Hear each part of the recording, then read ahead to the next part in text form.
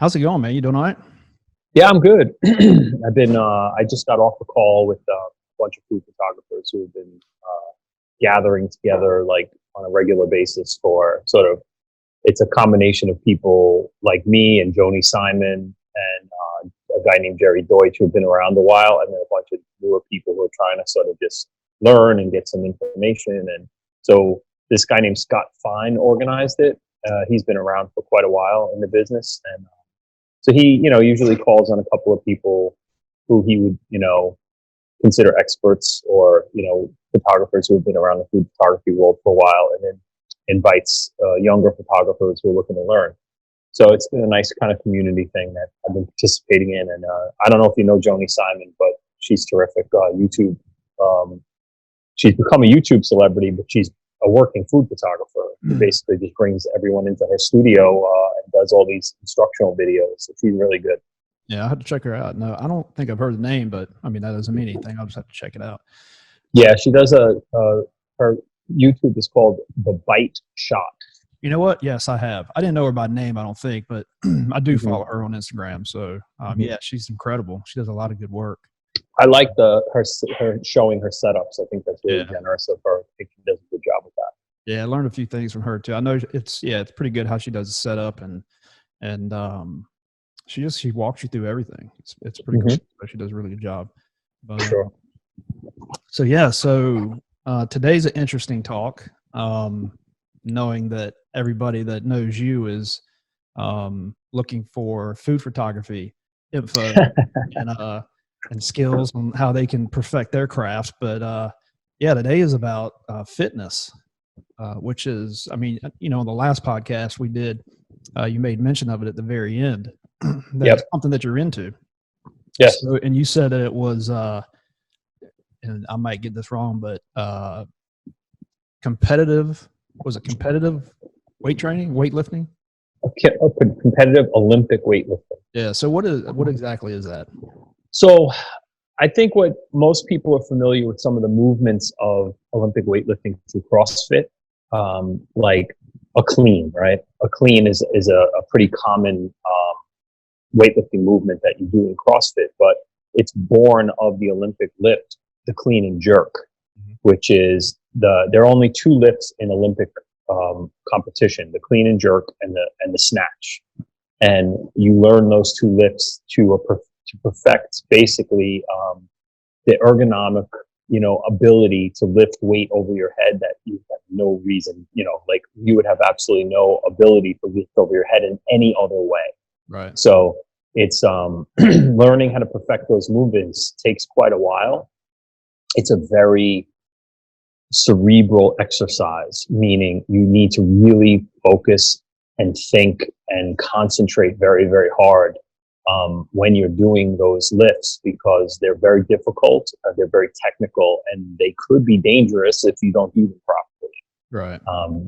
And part of the training to understand how intense it is you're really training your central nervous system, because your body doesn't want you to put weight over your head that heavy.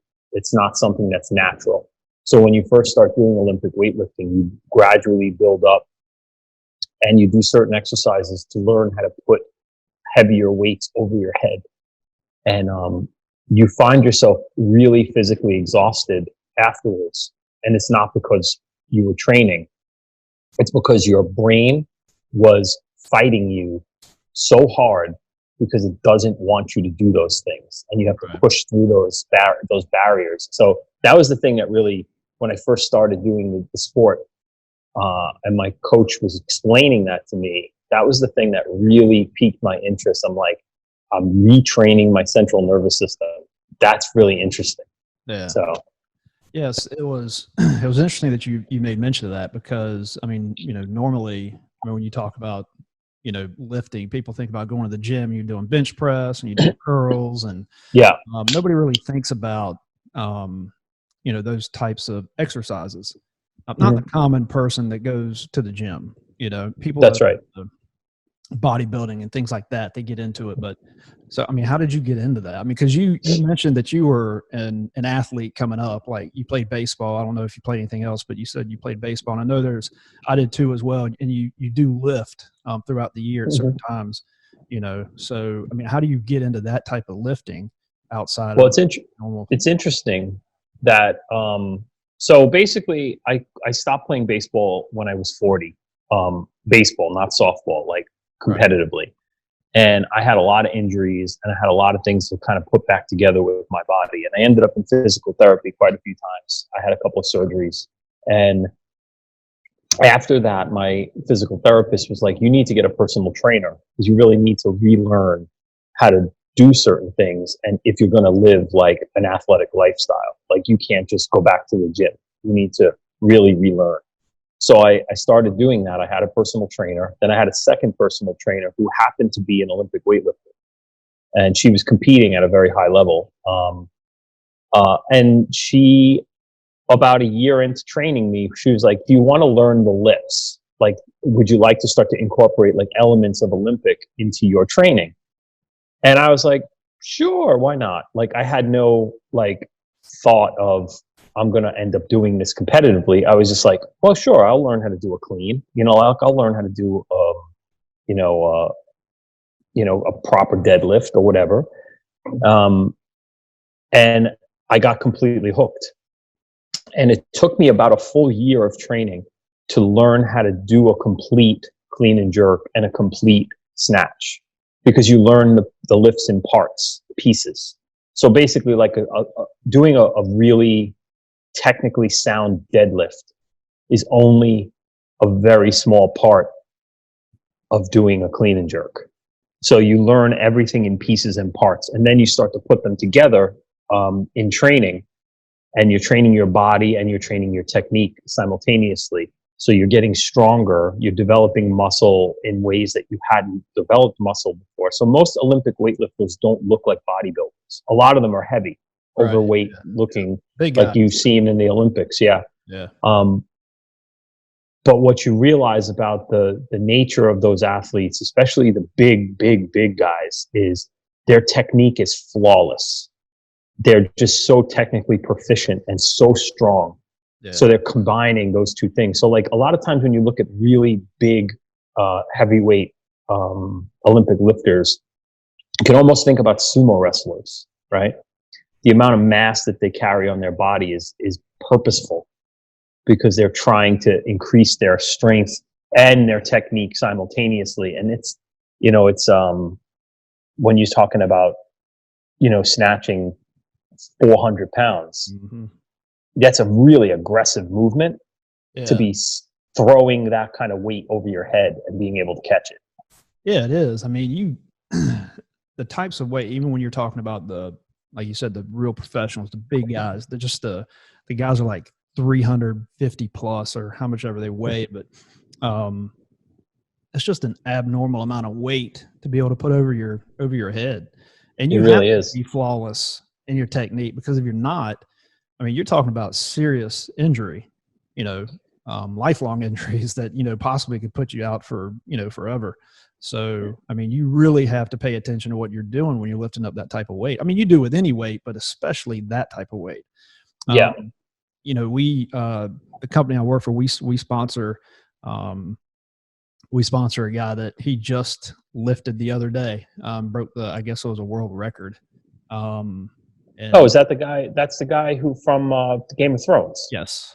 Yeah. I saw that video. That was incredible. Yeah. Anybody who listens or watches don't know who I'm talking about, but try not to mention the company. But anyway, we sponsor that guy, and they put it out there, and it's it was incredible to see the type of weight and how I don't want to say it's easy, but to me, it looks like he does it pretty easy. I know he puts a lot of effort into it, but I also watched a documentary on him that his lifestyle, I mean, what he goes through day to day, not just, working on that, but also the food that he eats to maintain his weight, which most would probably think is an unhealthy weight. I mean, he's a really big guy, but it's just a lot that goes into doing that type of stuff. It's not just somebody who walks on the stage, picks up, X amount of pounds and throws it up there. That's not what happens. That's like a lifetime of training to do that. So, Yeah. I know that. I mean, I did a little bit of it, but that was just what they did to get you prepared, whether it was football or baseball or whatever you were playing.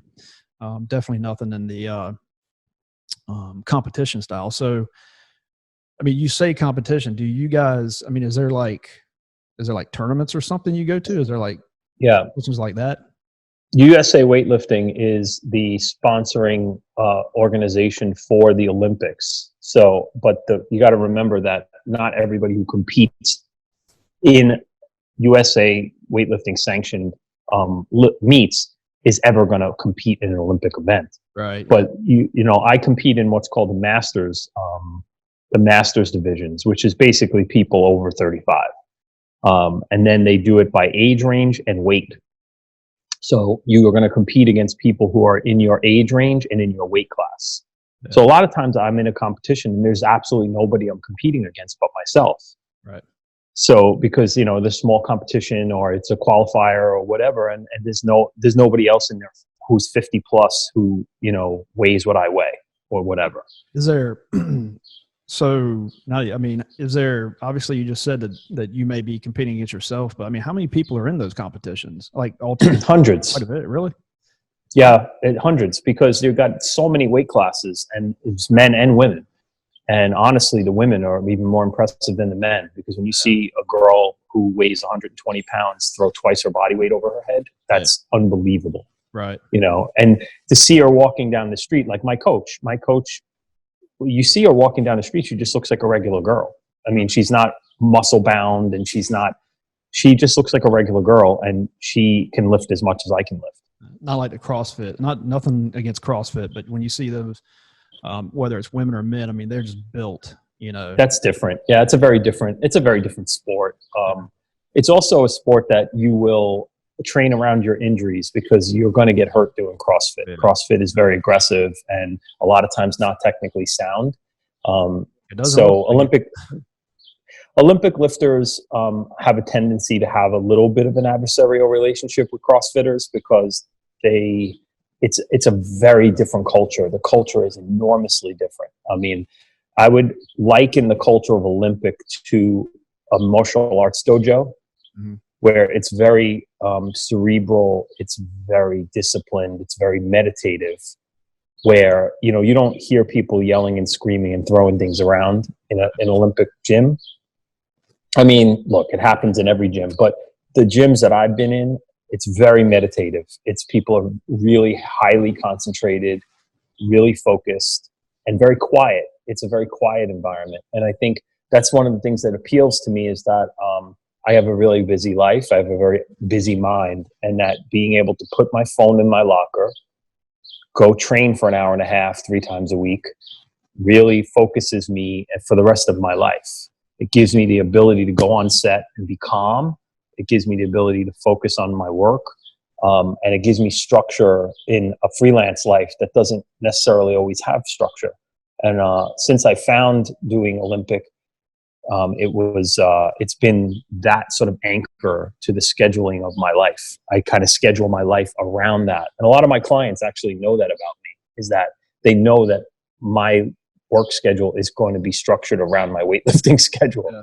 Well, I mean, so you said you have tournaments. Is that like is it just a certain time of the year? Because, I mean, obviously you have to train for it.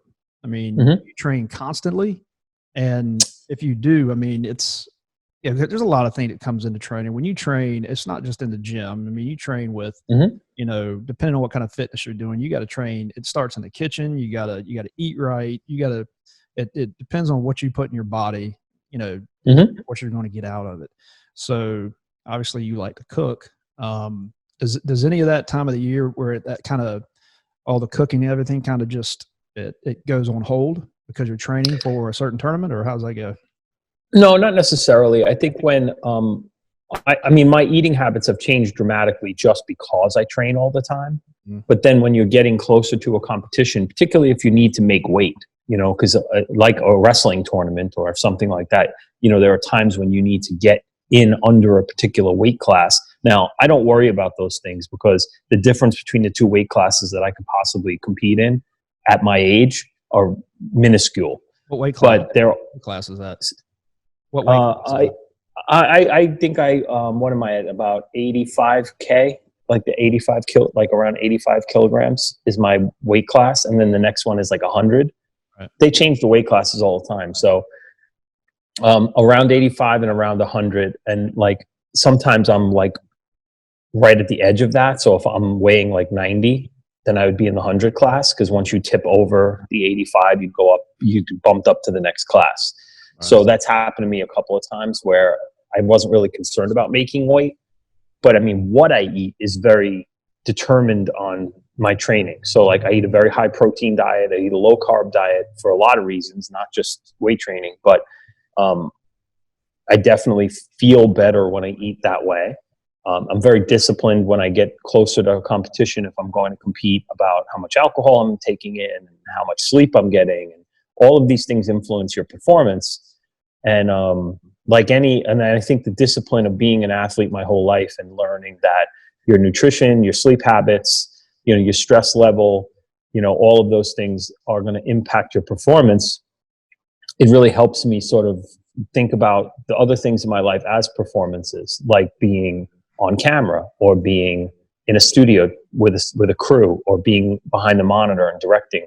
I'm still in a performance mode. And that if you sleep well, you eat well, you train well, you'll be better at your job as well. Yeah, you said that, I think I remember on one of it might have been the last Friday thing you did or the Friday before that, the special that you do, you were talking, somebody asked you your sleep times, how are you an early riser or not? And you said you get up, I guess, around 7:00. And that's, I do the same. I kind of get up around 5. I always feel like when I go to the gym, getting up at 5:00, 5:30 to do a workout, it seems like it's better for you. To me, it feels like it's better for you because it starts your day. You get to your day better. You can knock it out, because if you don't, there's so many things that can go, wrong in the day that's going to prohibit you from working out later. And, once you get into that schedule and you get off of that schedule it could be 3 or 4 days, it could be a week, it's tough to get back on it, and then it's not hard to lose what you've gained in just, a short amount of time. It's harder to gain it than it is. I mean, it's easier to lose it than it is to gain, anything when you're in fitness. So you have to stick on a certain schedule. But I've always felt about getting up early that it helps you. It just helps you focus during the day. So, like you said, it plays into your, if you're doing photography or if you're directing or anything like that. I mean, you kind of try to keep to that schedule of getting up early, or usually. Yeah, I do. I don't necessarily need an alarm clock at this stage of my life. I mean, my circadian rhythm is pretty set, and it takes something, something different happening in my life to put me off of that. Like if I'm not feeling well or whatever. But the reality is my eyes snap open and I'm up for the day, and that's pretty much every day. And I think the structure of that, combined with having a regular routine for training, gives me sort of these benchmarks throughout the day that kind of structure the rest of my life that doesn't necessarily have a schedule around.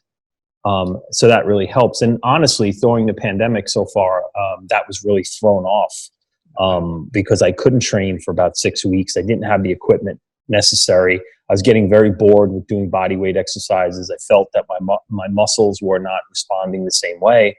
And then my coach arranged for me to rent the gear and bring it to my house. And I've been training here in the basement. Pretty good. Yeah. So it's definitely helping getting me back on my routine.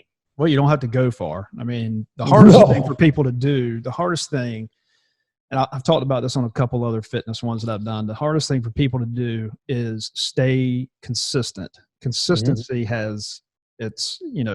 we talked about the diet, and consistency is probably the second biggest thing, if not the biggest thing in fitness or however you're going to work out.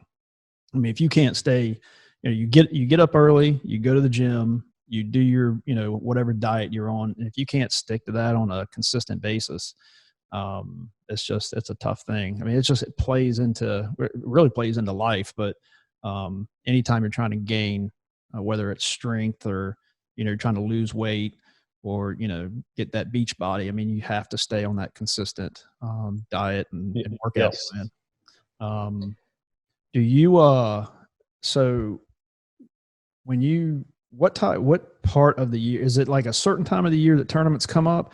Or is it like an all year thing? Or is it like something just comes up once a year, you work your ass off to get to it, and then you compete and then you're done?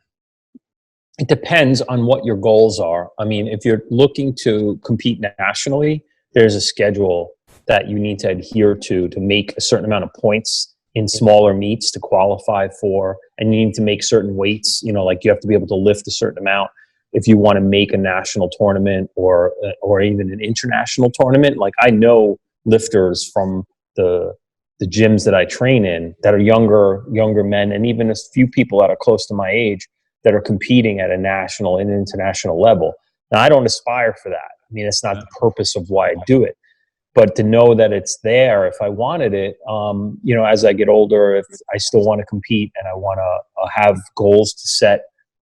But I usually set a goal of trying to compete in 1 or 2 events a year. And I structure my training around the schedule, my work schedule, and the other things, like whether or not I can compete at this time of year because I have things to do or I have to travel or whatever.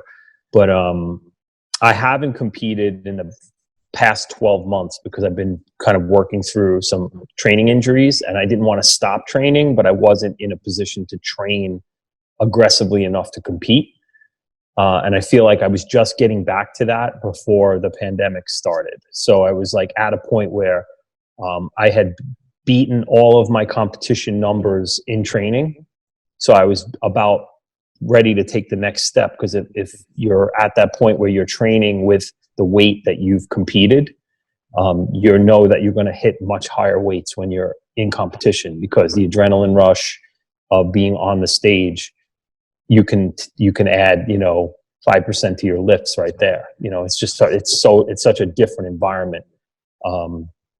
So I was kind of excited about that. I was thinking about competing in June or July, and then obviously that isn't going to happen this year. So, I'll just keep training, and I train for myself, obviously. And if I get a chance to compete next year, I will. So they've canceled it altogether. They're not going to do anything at all for the rest of the year? Or I haven't heard of any events right now. Yeah, I think all the events are on hold. I mean, that might change over the next few weeks and whether or not they start to announce competitions. But I know guys that are trying to become Olympic lifters in the Olympics. Right. And they are just starting to regain their training regimen because they haven't been able to get into the gyms. Yeah. Yeah. I mean, the Olympics, I mean, what's going to go on with that? Are they, I mean, are they maybe they push it. I mean, that's a hard call too. People train to be in the Olympics, and it could be their only shot, so depending on when they push it back or if they cancel it, I talked to a guy about, it's a little bit off of that, but he was talking about breakdancing. That's going to be an event, and they train hard as hell to get to the brand new event in the Olympics. So everybody's right. like pushing hard to get there, and now everybody's kind of put on hold because they don't know if it's going to happen or not. So I could imagine training like that with Olympic weight training, and then you push your body to those limits, and then they cancel it. It's gotta be. Yeah, it definitely, that's one of those things where you're as an athlete, you could be peaking at a particular point because your training is right on and everything is kind of falling in place, and you're finding that you're healthy and everything is working, and then something disrupts that, and you just don't know if you're going to get back there again, because a lot of the stars have to align with, especially competitive stuff, to get to that place again. And it's hard. I've watched one young man that I know who I like very much, who's got the ability to probably lift in the Olympics at some point. And I watched the struggles that he goes through. Like, his life is like anybody else. He's still got to work, and he's still got to go to school, and he's trying to train. And you know, you have the setbacks when you have injuries, and, you know, your body takes a lot of beating when you train like that. And, you know, sometimes you see him peak in competition and you're just like, wow, that is just so impressive. And then you see him training and he's struggling. So it's everybody. It doesn't matter how talented you are. We're all going to go through those things. So how is it going up there in New York with the pandemic? I mean, I don't want to get on that subject real deep, but I mean, how is it going up there? Because I don't hear about it right now. It's starting to ease up a little bit. I think some of the retail stores starting after today are going to be able to open for curbside delivery. They're going to open the beaches in New York, New Jersey, and Connecticut. So for Memorial Day, there's going to be strict social distancing enforcement, but they're going to let the beaches open. So I think they're going to try the grand experiment like they're doing in some other states. Yeah, they're doing that. And they're going to see what happens, you know, see if the people can respond to the moment and do the right thing. Yeah, they got the beaches open here, but you can take a cooler. You can't take a cooler. You can't take a tent. You can't take anything that would allow you to stay there in one place longer than like a minute. So you can go down to the run, just kind of, you know, I guess walk down by the ocean or whatever, but you can't congregate anywhere down there. But then again, we do have all the restaurants and bars are starting to, you know, completely open. So yeah, I think it's going to be interesting to see what happens in 2 to 3 weeks. And once, you know, people have started to congregate again, and whether or not there's some spikes, but I know what we're going to be able to do here. And one of the things I do, you know, I'm at the ocean in New Jersey. My home that I'm in right now is in New Jersey, and I live on the ocean, and I surf, and I know that I'm going to be able to do that. That's my activity in the summertime. I don't lay on the beach and try to tan or whatever. I just take my board and I go into the water, and when I'm done, I leave. So I don't think I'm going to be impacted as much as some of the people who like to. We can't surf here. It's the waves aren't big enough, so you can go out on the board, but you're not going to surf much. It seems like the waves are smaller now than they used to be. I don't know if it's because because I'm older and I got bigger, but it seems like they're smaller than they used to be. But you can't surf here. They sell surfboards down there. Mm-hmm. You just can't do nothing with them. I mean, you have to go like so we're like an hour and a half from Florida. So you can go down to Jacksonville beaches. They have pretty good waves, or you can go up to North Carolina. And, you know, obviously more north of that, they always seem to have pretty good waves up there, especially around like Virginia Beach and stuff. Yeah. Surf competition up there. So they usually do pretty good. But yeah, no surfing here unless you just want to go lay on a board and paddle around a little bit. That's about it. So it's actually a pretty good exercise in and of itself. So yeah, we used to do a little bit of that when I was younger, but that's about all you can get out of it. You can really catch anything. So I know my youngest wanted to surf and never got into it, but I'm still trying to talk him into it. So it's a pretty fun sport. Well, it's a great sport. It's a lifetime sport. It's one of those things you can do your whole life. Once you understand the technique and you're not afraid of the ocean, you can have, you know, it can be a great activity for even, I see some guys out there that are 20 years older than I am, and they're still surfing. Well, it's the sharks. That's what people's got to get around. You know, I think that's the biggest. New Jersey, we've been lucky. In New Jersey and New York, we haven't seen many sharks at the shore. Yeah, you know, I just saw something the other day. I think it was California. I don't know where. San Diego, maybe? Oh, yeah, there's a lot of sharks in San Diego. Some young kid just got, I think he was 22, just got killed by a shark surfing. Not that, hopefully, I don't know if anybody's surfing will watch this, but it happens. But I think that's the biggest fear of getting out there in the ocean. I mean, and I lived in the ocean. I live 20 minutes from the ocean now. Mm-hmm. And when I was growing up, I mean, we went out there constantly. We'd stay in the water for hours, you know, and there's sharks out there, but I don't know. I just never feared that, I guess. And you can't see the water where I'm at. It's dark, you know, so it's not clear. I mean, there's sharks in every body of water on Earth, and you're more likely to get hurt or killed driving in a car every day than you will be getting eaten by a shark. So yeah, that's the worst. Yeah, that's how it is with anything. So I mean, if you're in a car, it's bad news most of the time, especially driving here. So, but yeah. So how does getting back on your like diet and stuff? What does your diet consist of? Whenever I know you said high protein and low carbs, but I know from your background and stuff, I would assume that there would be a lot of pasta and stuff that you eat, but you don't, or cook, but you don't eat a lot of pasta and stuff like that. I don't. Because I have some stomach issues. I stopped eating wheat about a decade ago. Yeah. But I do eat some gluten-free stuff every once in a while. But I don't partake too much in it. And I do eat a lot of meats. I eat a lot of lean meats. I cook a lot of stews. I eat a lot of chickpeas. I made a chickpea stew this afternoon for lunch. It took me about 20 minutes. Yeah. It was delicious, and it was really hearty and kept me full. We eat a lot of it, a lot of salads and a lot of avocado, and I cook with a lot of olive oil, make soups.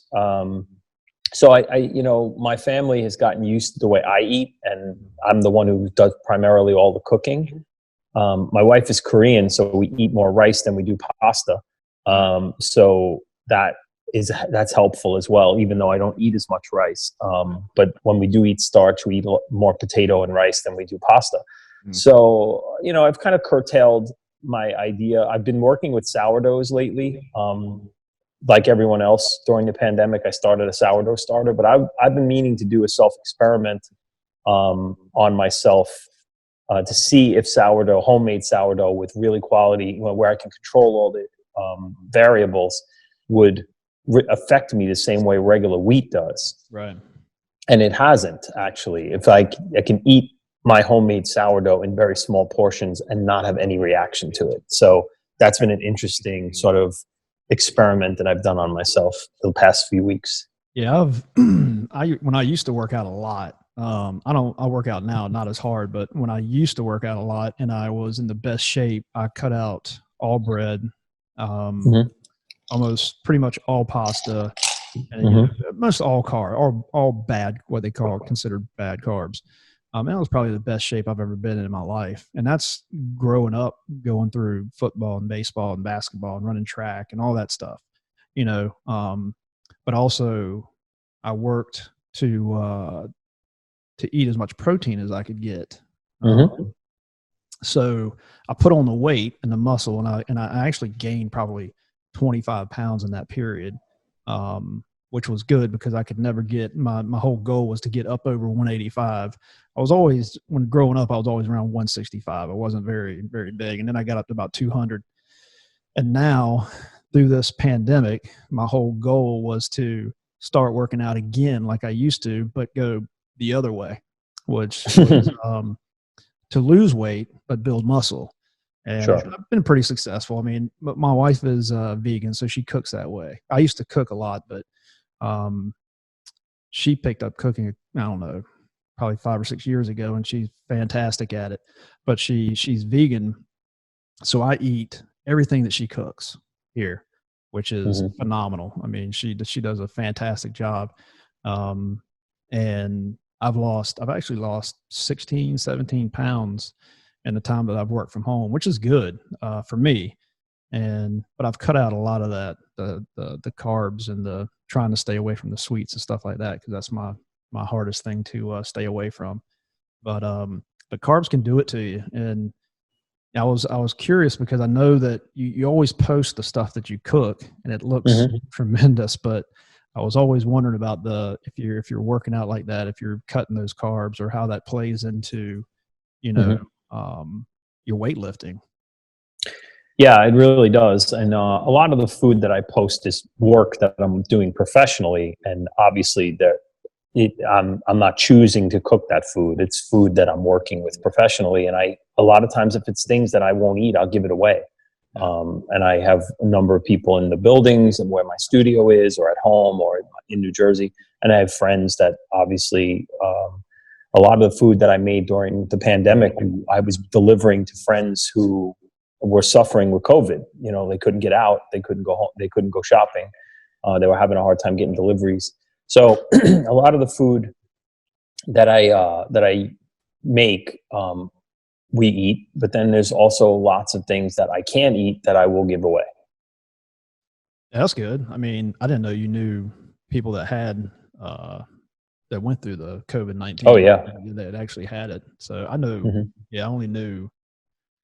I knew of one person, two people, but actually both passed away. But oh wow, one was married to a cousin of mine, and then the other worked with my oldest son, but he had underlying conditions. He had cancer issues, I guess, that he had went through. So I don't know how much that played into it, but that's good though. You know, cooking that type of stuff and then being able to actually give it to people who, you know, who could use it, who could need it. It's not just thrown away. So that's a pretty good thing.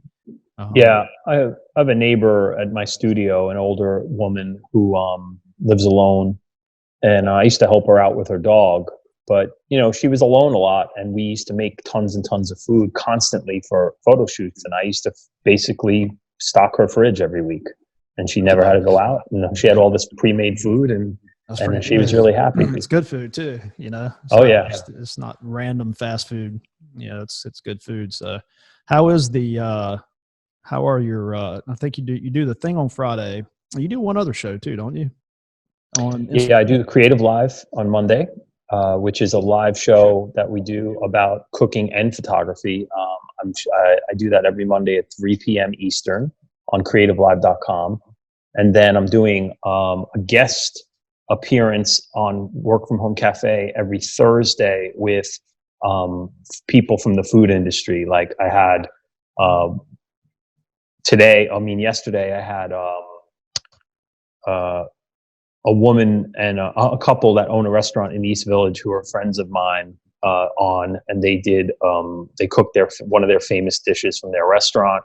The week before that, I had a YouTube celebrity chef on, and we made his famous buffalo wings. And then the week before that, we had an actress who was in a film that I produced, who was also a very good Greek chef, and she made some Greek delicacies. So we've been doing one a week, and I'm going to have a few of my other cookbook clients and other people I work with in the food industry also appear on the Work From Home Cafe. So it's becoming a thing. Obviously, we still have plenty of time up in the Northeast to be doing this stuff because nobody's going back to work anytime soon. Yeah. So we'll see how it goes. Yeah, we're supposed to, I think, go back to work they're looking at June 1st. So I don't know how that's going to be, but we'll see. I did see the one that you posted with the chicken wings, though. Those look pretty good. Oh, they were good. That I don't want to eat. I try to stay away from chicken. So I'm trying to do the vegan thing. My wife asked me to, so I'm trying. I mess up every now and then, but it's hard to stay away from the stuff like chicken and shrimp. I guess the two things that I fail on is shrimp, and because shrimp and grits are big down here. Yeah. I don't know how many grits you've ever ate, but I'm assuming 0 probably. But I remember I spent my summers in Florida as a kid. Yeah. My grandparents lived in Sarasota, so I have some experience with some grits on the way down the I-95. Oh yeah, well, it's big down here. It's big anywhere from the Charleston, South Carolina, you know, that area. It's all big all down south, but Charleston claims to have the best. So I don't think I've had some good grits. I've had some good grits in Charleston. Yeah, Savannah does pretty good too. Pink House does it a whole different way. But if you ever make it to Savannah and you want to try a different style, shoot for Pink House. They do pretty good. But anyway, shrimp, yeah, that's probably my biggest thing to stay away from, that and buffalo wings. So when you posted that picture, I saw it and I was like, I started craving them, but I didn't go get any. I mean, we have a couple places pretty close to here and they do pretty well, but the wife reminds me that I'm trying to be vegan. So it's tough. It's good. I think that's why I've lost so much weight, because I have been stuffing myself full of the meat protein and stuff like that. So, and I'm staying away from carbs, but other than that. So, how's everything else going, man? I know we touched on the fitness stuff, but how's everything else going with the photography business and stuff like that? It's interesting. I'm doing a new project right now where I'm a remote consultant for a commercial that I have to teach the actors who are going to be on screen how to cook a cheesecake and take a picture of it, because that's part of the commercial. Now, the entire commercial is being done remotely. So the person who is on camera is alone in the room, except they are being in communication with the entire production crew of this production company. So I'm the department head of food styling and photography, but then there's a production designer, a hair and makeup person, a director, an assistant director, a sound guy, and they're all remotely instructing the actor on how to be both in front of the camera and behind the camera at the same time. So it's a very ambitious undertaking. Yeah, it's a commercial for a big cream cheese company. So it's interesting because I have to teach the people how to make a cheesecake that's basically photo worthy. Yeah. And then I have to teach them how to photograph it with their phone. So, and I'm going to do this all through Zoom. So it's really interesting. I have eight different people I have to work with, and 8 different recipes. They're all very similar recipes. Yeah. But so I had to look at all the recipes. I had to rank them and decide like which ones are going to go to the people who have a little bit of experience, the people who have a little bit more experience, and the people who have no experience. And then I have to think about, what space are they in? Do they have access to daylight? If they don't have access to daylight, what am I going to do with them? So I have a lot of variables to play with. And, but being somebody who is teaching food and photography online, that's why they came to me in the first place. So it's an interesting twist on working during the pandemic. So are they under a time limit when they're cooking? Well, we have a production schedule, yes. So whatever, we have a traditional production schedule that would normally be set up for any commercial or a photo shoot. And, we have to hit the benchmarks. So we'll see how that goes. So what about the best picture? Are they going to put it somewhere, or I'm assuming they're going to post it somewhere. I know it's a commercial, but once they get done and they take a picture and all that stuff, are they going to put that, are they going to post it? Yeah, I think they'll use the assets that we capture in promotions around the campaign. So like wherever the campaign is going to live, if there's any other sort of promotional materials that are attached to the campaign, then they'll use the images that we capture on set in the campaign. As much as they're going to run in the commercial, they'll also be supporting sort of documentation that they'll use to support the campaign. And you said they're using their phone. That's what they got to take the picture with? Yeah, we're going to send every actor an iPhone 11 Pro, like the one I use. Yep.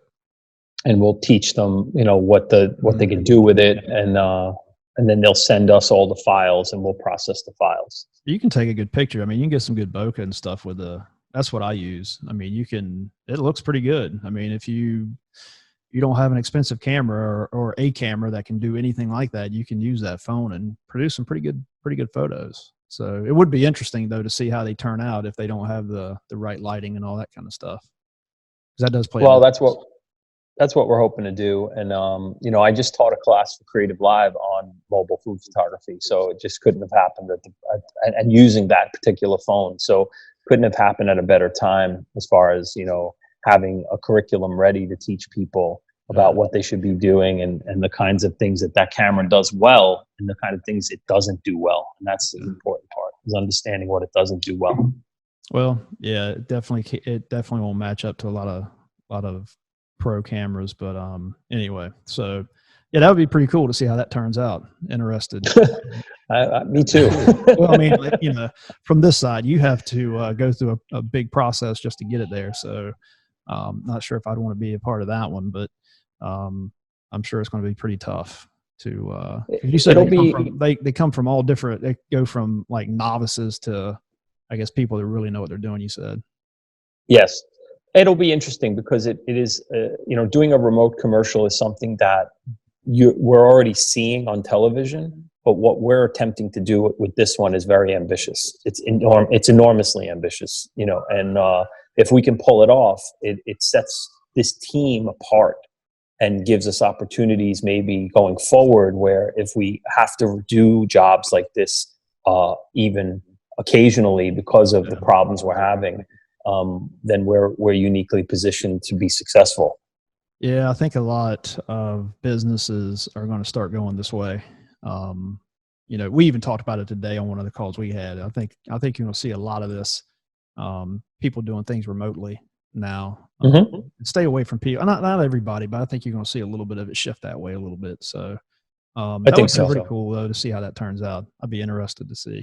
So yeah, I think that you're right. I do think that there's going to have to be a remote kind of toolkit that people can rely upon if we cannot do production in a traditional way.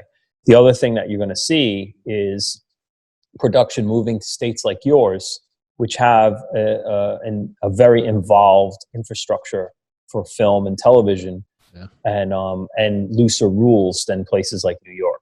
So I think you're going to see a lot of that happening in the places where there is a tradition of production that isn't necessarily as overcrowded as New York or LA. Yeah. Well, hopefully everything will turn out good in the next couple of weeks. It seems like it's starting to break. So it seems like people are getting a little bit, I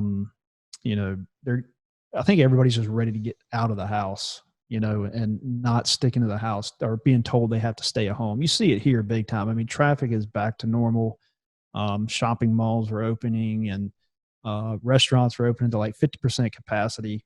So you can go in there, but if it holds, say, 350 people, they can only take half of that. Now, how that's going to keep anything from spreading, if it's going to, I don't know, but people aren't going to be on top of each other. But when you go to restaurants, it's like 50% capacity to whatever the normal was. So, but they are getting back to normal. A lot of things are opening, and people are getting out.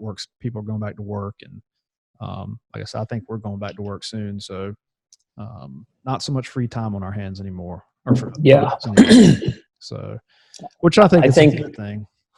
I think if people are able to practice responsible sort of social distancing and wearing a mask and wearing, like the kinds of things that are necessary to kind of keep the disease from spreading until we know more about it, I think that'll be really helpful, because then people could go back to work and they could go back to, some form of normal. I don't know that like normal of 2 months ago we're going to see for quite a while. Yeah. Are you, how do you feel about the whole thing? I mean, are you ready to go back? I mean, do you think it's too soon? I mean, it's not to get, political about it. I don't want to do that, but I mean, I get it. I don't think that, we should be going back. I'm on the other side. I think that we should get back to work and things like that, and get out of the house. And I think that's what you need to do in order to build up that immunity to what's going on. I don't think we need to get crazy with it, but still think we need to get out and get started again. Well, I think that again, we're coming from very different places in terms of population. Yeah. New York, it's not that hard, if there's a lot of dry sticks in the forest and one fire breaks out, it becomes something very different in a crowded place. And I think that's where in New York, with 8 million people squashed into a very small area, we have to be very diligent about the kinds of things that we're going to be doing in public. I think in other places, particularly places where you already have some space around people and space in general, I think if people are able to do the things that are necessary not to spread the disease when they're in public, then absolutely, I think we have to see what's going to happen. Get people back to work, get people out in public, and see if they can behave in a way that is helping not spread the disease, because the disease isn't gone because we say it's gone. It's still there. Yeah. And if we're going to do the same behavior as we did before the disease, then the disease is just going to keep spreading. But if we modify our behavior with or without government intervention, it's really up to the people to modify their own behavior. And if I think we are responsible about doing that, then we're going to have an easier time getting back to whatever feels like normal. You going to keep up with your Fridays on Instagram with your drinks? I am. I have a drink coming today. We're going to do a Negroni. And I got my DJ is getting set up. And as soon as this is over, I got to go take a walk into town and get a bottle of sweet vermouth, because I don't have any. Yeah, the last one was pretty interesting. I don't make them. I watched it, but it was interesting. I stick to my Tito's and soda. I don't get too crazy, used to. I don't anymore, but Tito's and soda does my thing. So maybe a little bit of wine mixed in from time to time. But yeah, it's interesting. I mean, do do you like legitimately know all these drinks? I mean, were you like a bartender or something, or do you just, you learn them over the years, or how is that? I think that I'm not someone who actually drinks cocktails very often in bars. And I think I just become more curious about the process. Yeah. And I understand the basics because it's like cooking too. You start to understand the mix of flavors and proportions, right? So, I mean, I like to look at a recipe from 3 or 4 or 5 different sources and then think about how I might want to change it if I want to change it at all. Yeah. And then create my own out of it. So, like today, like a Negroni is a very simple proportion. It's 1 to 1 to 1. It's in gin, Campari, and sweet vermouth. And you could do that. You could scale that up as much as you like and make a big one, a small one, or whatever. But it's basically 1 to 1 to 1 and a twist. And it's really, really easy. And then I was just I'm still trying to toy around with the idea, do I want to mess with it? And honestly, I haven't really looked at any recipes that inspired me to mess with the traditional recipe other than using a red sweet vermouth with a vermouth rosso, you know. So I'll see if I can get a quality red sweet vermouth, and it makes the drink like really, really ruby colored, which I think is really nice looking. And then, you know, using an orange slice or an orange twist. I know Stanley Tucci just did sort of his homage to the Negroni on YouTube, and he chose to use a orange slice and then squeeze some of the juice in there. So I like that. So I may adapt that. I'll have to check that out. I don't know. I might have to try one day. They're nice. I mean, if you like an aperitif, especially, you know, something that has a little bitterness to it, the Campari is a really nice drink. Yeah, I'm stuck on Tito's and soda, and I can't get off of it. Now I drink these sparkling waters I got hooked on about a month ago. It's AHA. I don't know if you drink much sparkling water, but I drink sparkling water, but I haven't done the alcoholic ones. Yeah, well, this isn't alcoholic. This is just straight sparkling water. It's just got a flavor to it. But I used to just drink the Perrier, and I just tried it because my wife drank it, so I was thirsty one night, and I drank one, and I got hooked on that. And then I went to the store, and I saw that they had so many different types of sparkling water, so I started trying them. Now I'm hooked on them, and I can't stop drinking them. So I like sparkling water. I drink a lot of it. I buy it by the case. I mean, I like the lemon lime one. That's my favorite. So if I like a fizzy drink. So that's what I mix now with my Tito's. It's not just your normal sparkling water, but or your soda. But I did stay in a place in Atlanta, and I can't think of the name of it, or I'd tell you. That way, if you're ever there, you can check it out. I don't know if you drink Tito's and soda, but it's they made their own soda to mix. Yeah. And it was the best soda I've ever had. And I've had plenty of Tito's and sodas, but this was definitely the best. So it's going to be a hotel to go to. My business partner is a Tito's and soda guy. So I think when we're out, and we actually do some business in Atlanta from time to time, we've been there together for some ADR sessions and things like that. But I'll take you up on that once we're back in Atlanta. I'll look at the name. I got it somewhere. It's in my expense report, so I'll check back on it and see what hotel it is. It's like right in the middle of Atlanta, I think, but fantastic. So a little pricey, but fantastic. So yeah, we'll have to do that. But anyway, hey, so I appreciate you taking the time talking today again. It wasn't too quick a notice, but I know we had a pretty good conversation on your food photography before. So appreciate it. Thanks a lot. It's interesting always. And hopefully we can have a discussion later on again. Maybe we can get into some more photography at some point, but your Instagram, Andrew Scrivani. That's right. Just my name. You don't have another Instagram, do you? That's the only one you got, right? That's it. Just my name. Just at Andrew Scrivani, one word. Yep. So go check that out. And your other things again that you do. You do one on Friday. What time is it at? We do it at 6 p.m. Eastern. There you go, 6 p.m. That right. So we'll be on in a couple hours. Yeah. So if you like to start your weekend off right, that is the place to be because there's some good drinks and it gets pretty crazy. There's some good music. I don't know what kind of music you say it was.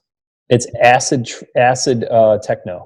Acid techno. There you go. So I knew nothing about it. I knew nothing about it until Nico started doing it here with me. So I've come to learn something new about techno music. Oh, there you go. I've never heard of it. I heard of techno, but not acid techno. So, and it's really not too bad. I mean, you listen to it, it sounds pretty good. So go there, you can enjoy that and some really good drinks and good conversation. So again, Andrew, I appreciate it, man. Thanks a lot. Always a pleasure to talk to. So hopefully we can talk again soon and y'all stay safe up there too. Thanks, Jason. I appreciate you having me and happy to jump on again when you have some time. So thanks so much. Thanks, man. We'll see you soon. Thanks, Jason. All right, man. Bye. Cool. All right, there you go, Andrew Scrivani. Again, thanks a lot for coming on again, man. It was a pleasure talking to you. And if you don't follow him, go to Andrew Scrivani, just his name, at Instagram. Amazing stuff. Amazing food photographer. His Instagram feed is just obviously chock full of food photographs. Check him out on Fridays at 6 o'clock on IG Live. It's he makes drinks and has music, and it's really cool. It's pretty fun. You can chat with him. He will respond to you. That's what he does, and that's I think what I like about him so much is that he actually communicates with his fans, people who follow him.